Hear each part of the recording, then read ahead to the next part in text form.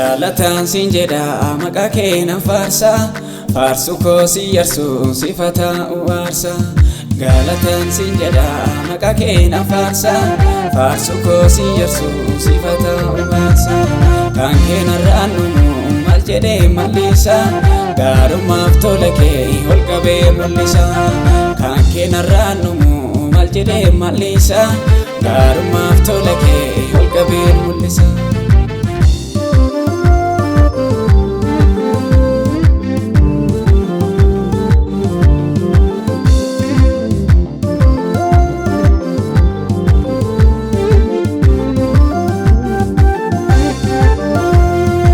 Sana miliku olmanna folame gati narrajiru sin kan falame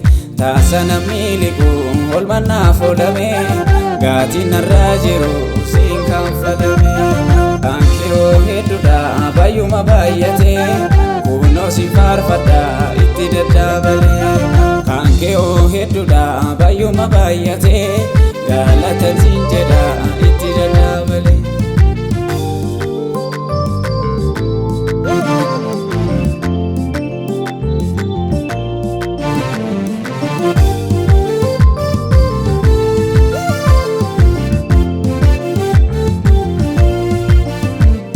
Nan farsa maqaa kee nan jaja faarsu koo si yarsu sifata uwarsa nan farsa maqaa kee nan jaja faarsu koo si yarsu sifata uwarsa nuufee gabiin jedhu dadhabeen nabadhu harkana guddisee ayyomuun dagadhu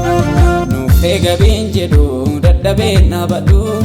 harkana guddisee ayyomuun dagadhu.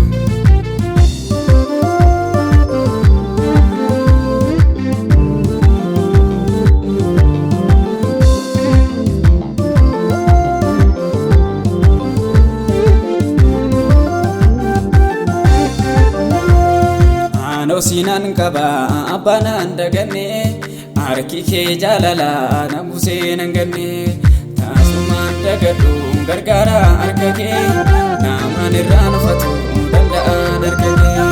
taasumaan dagadhu gargaara harka kee namaan irraan ufatu danda'an harka kee sinan kaba abanan daganne harki kee jaalala nabusee nan ganne taasumaan argadhu gargaara akka kee namaan irraanfatu danda'an harka kee.